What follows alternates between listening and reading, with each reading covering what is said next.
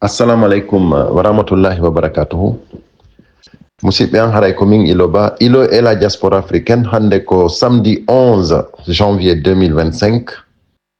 Haray miɗo lando siɗon e jam, min miɗo jam machallah, torano e jam e kisi e newende kala ko wawde wonirde nder aduna o. Haray actualité oblige, hande ko manifestation à Paris. Haray noon min mi ala ton ni, haray miɗo toro jama on fop, vraiment yo jama on mobilisons, c'est très important. Message on ko il faut gouvernement France on, élite française on nanamo, il faut que jama on yaha. C'est-à-dire si tawi on tewtike himɓe wonɓe natude ko réseaux sociaux wonɓe sowintinde on faljay. C'est que CNRD no wodi himɓe e Ousmane wandi CNRD Ousmane Gawal no wodi jeune mo ɓe woni waɗude ko fi jiiɓugol en ɓen yimɓe noon ɓe woni ɗumannade manipulude ɗon ɗe naata e réseaux sociaux ji ɗin e jiiɓugol en wona hen tewtoɓe. Combat pour la démocratie hande wawata wonde guine tun ko il faut wona nder e yaasi, il faut heɓe wonanɓe nder heɓe wonanɓe e yaasi. Musidɓe an awa haray wata goto yejjitu ɗum ɗon. Ça c'est la direction à suivre. Fewno ɗo tout le monde doit se mobiliser autour des forces vives. Haray wata on yejjitu ɗum ɗon musidɓe an, iwtiren ɓawo force vive on, wata en aybinɓe, iwtiren ɓawo maɓɓe. Est ce que on faami? Kala arɗo aybingol ɓe wata on tewtomo. Hande en hewtiɗon ko tawata ni si tawi hawri on suive on accitali hakkil mo jentitoto ɗon mo nananton on mo famanton yewtere mum nden, so on waɗali ɗum ɗon nden haray on falji, par ce que hande Paris on fopp moɗon iɗon doit yewde.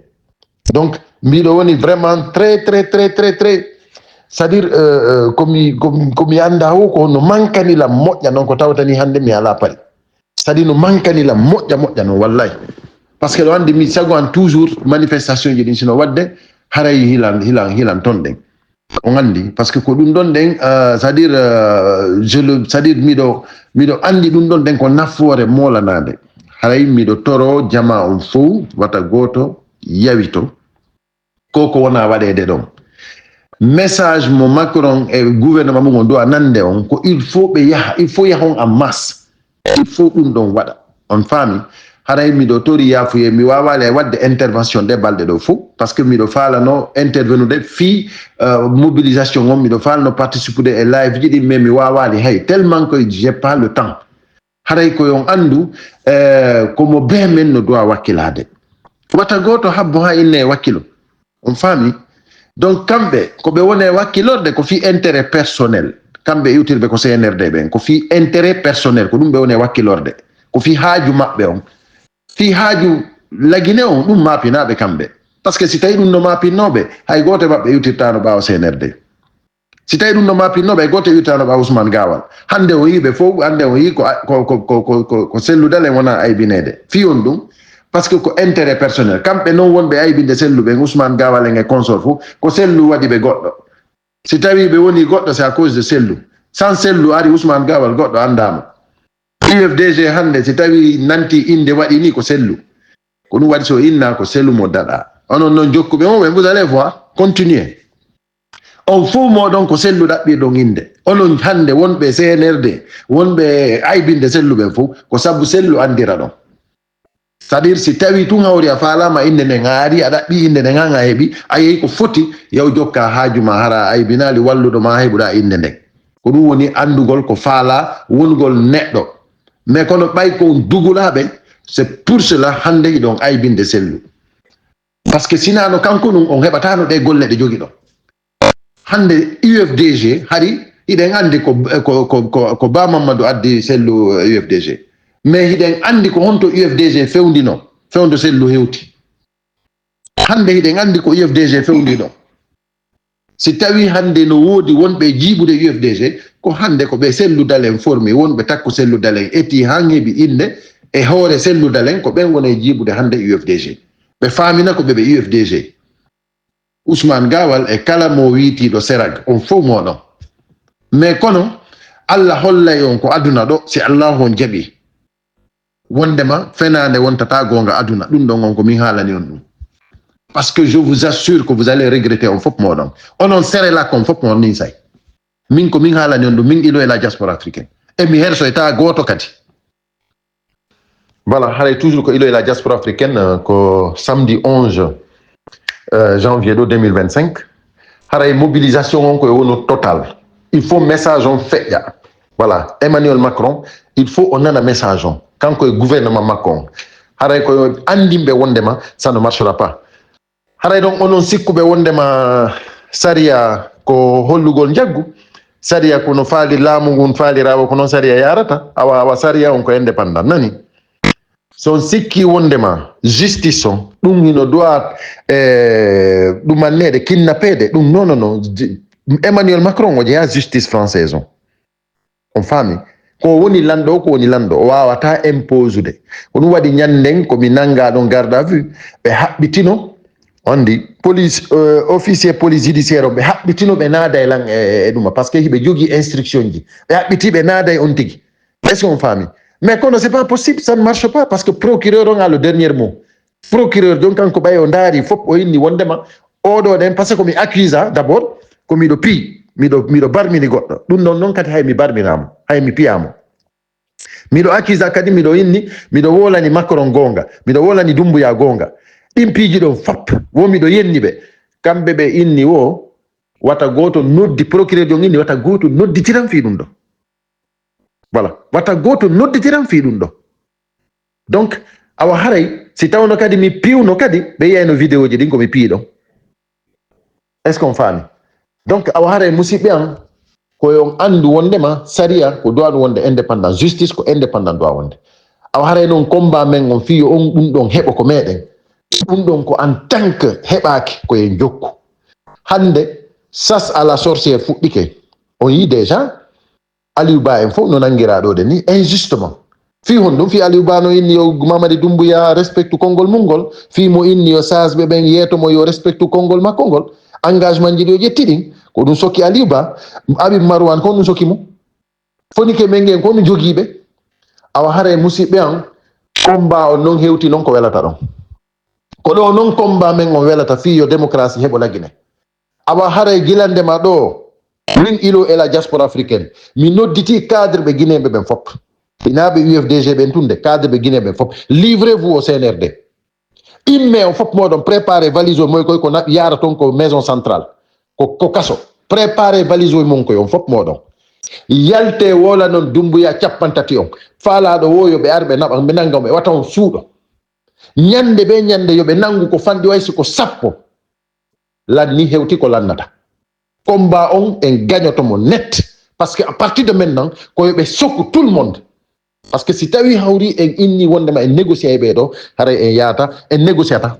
y a pas de dialogue y a pas de dialogue c'est à dire koyo Dumbuya sukku yo continue sokkugol parce que Ceerno Mamadou Pita ala ko sokkimo Aliou Ba ala ko sokkimo Habib Marwan ala ko sokkimo ɓeɓe o kidnappi ɗon de fonike men ge Billo Ba ala ko ɓen kidnappire et puis hiɓe yeddi Youssouf Falima ino yalti e yeddugol wondema kamɓe ɓe anda fi ɓeɗo o faami ko ɗum waɗi simi inni ɓe fuuti à jamais mais kono min ko mi faala andinde on ɗo en fof meɗen combat on en gagnotomo par ce que gilandema ɗo min mi nodditi cadre ɓe ɓen fop naɓanelan o message cadre ɓe men ɓen fop mi waɗaymo joni en français kadi haray ko ma cadre ɓe ɓen fop immo moƴƴina valise mum on mo beeyo prépare valise mum on ko yarata ko maison centrale kon par ce que si tawi en préparaki ɗum ɗon nden haray moƴƴata wata goto suuɗo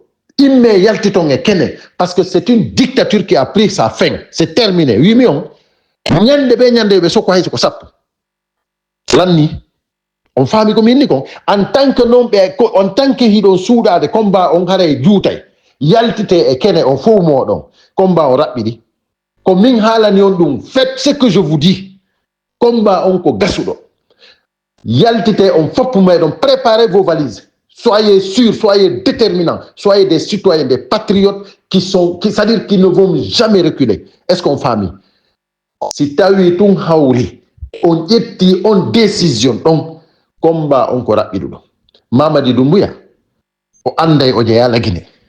Mamadi Doumbouya o anday kanko e ɓe wondi ɓe gina kamɓe jeeyi la Guinée. Ɗum ɗon ko hewtu ɗum haray musidɓe an, je vous encourage tous à se mobiliser et à être plus déterminants.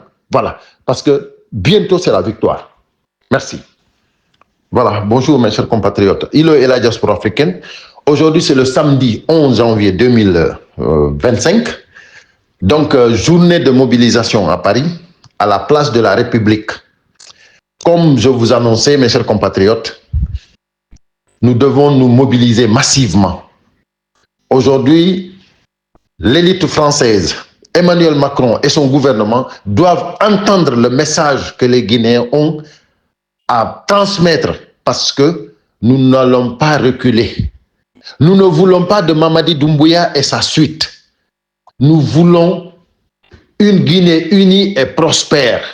Nous voulons une Guinée où il y a la liberté, où il y a la justice, où il y a la sécurité. Nous ne voulons plus vivre dans l'insécurité. Nous en avons marre. Il faut que le message passe. Il faut que Emmanuel Macron sache et son élite que nous, Guinéens, nous disons non au CNRD, nous disons non au ex-gouvernement de la transition guinéenne. Ça a pris fin le 31 décembre et nous n'allons pas passer de là. Donc, à partir de maintenant, ça sera la désobéissance civile jusqu'à leur départ. Donc, il faut que le message passe. Mes chers compatriotes, en plus de cela, vous avez vu l'emprisonnement de Aliouba. Voilà. 2 ans d'emprisonnement ferme pour avoir dit à Mamadi Doumbouya de respecter ses engagements. Tout simplement. Pour avoir dit aux sages guinéens, interpeller les sages guinéens pour que les sages guinéens puissent dire à Mamadi Doumbouya de respecter ses engagements. C'est-à-dire, si Aliouba a fait la prison, moi je juge que tous les cadres guinéens puissent aller accompagner Aliouba en prison. Parce que Mamadi Doumbouya, aujourd'hui, il faut qu'on lui facilite la tâche. Il faut qu'on facilite son départ. Parce que si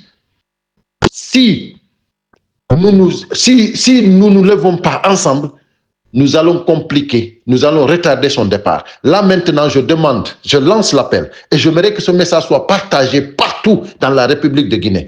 Partout, tous les cadres qui vivent en Guinée, dans toutes les 4 régions. Je vous appelle, mes chers compatriotes, pour que vous sachiez que seule la lutte libère. Fonike Mengue, aujourd'hui, et Biloba, ils sont depuis le 9 juillet, kidnappés, personne ne sait où ils sont. Pour le combat qu'ils ont mené pour notre patrie, nous devons vraiment répondre. Aujourd'hui, Habib Marwan, parce que tout simplement, il dénonce pour le bien-être de la Guinée, aujourd'hui, il est arrêté. Aliouba, la même chose. Aujourd'hui, Tcherno Mamadou Ba de Pita est arrêté. C'est-à-dire, tout le monde, j'en passe, il y en a beaucoup. C'est-à-dire, ils ont assassiné des gens.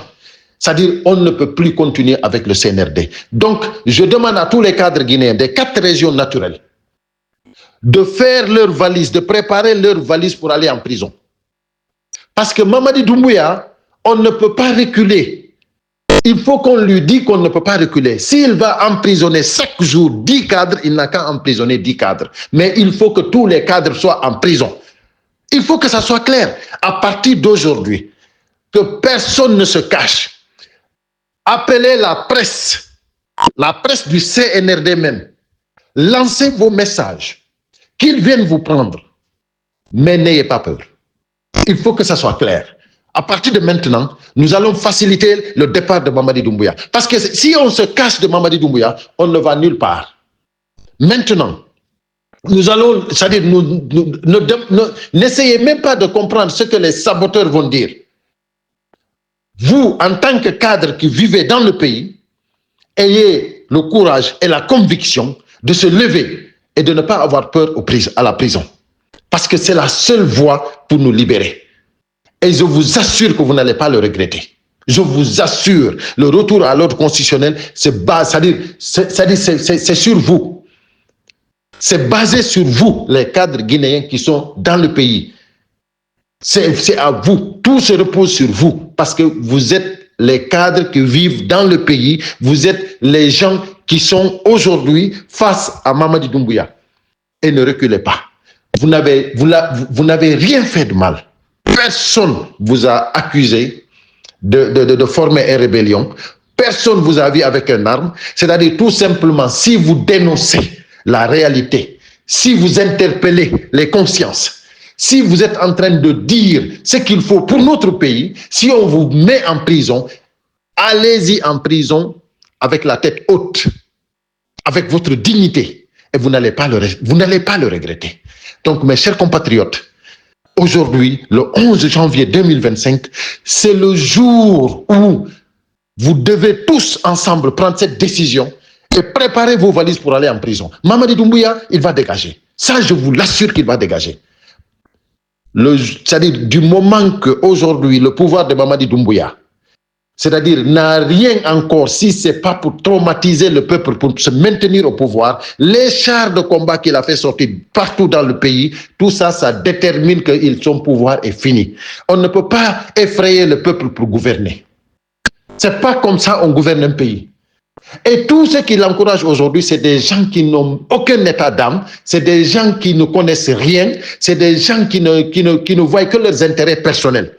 Donc, la peur doit quitter dans notre camp à partir d'aujourd'hui. Nous, en tant que citoyens guinéens, nous ne devons plus avoir peur du gouvernement. Nous devons tous sortir et préparer nos valises pour aller en prison. Tous ceux qui vivent dans le pays, je dis bien, tous ceux qui vivent dans le pays, cadres, intellectuels, n'ayez plus peur. Prenez vos valises, préparez vos valises. Dès qu'on vous... C'est-à-dire, envoyez, appelez la presse. Dites ce qu'il faut. Dites ce qu'il faut. Dites la vérité. Si on vous amène en prison, allez-y avec la tête haute. Sachez que nous devons tous, je dis bien, nous devons tous faire la prison s'il le faut pour que la Guinée se libère. Mes chers compatriotes, c'était le message de Hilo et la diaspora africaine. À bon entendeur, salut.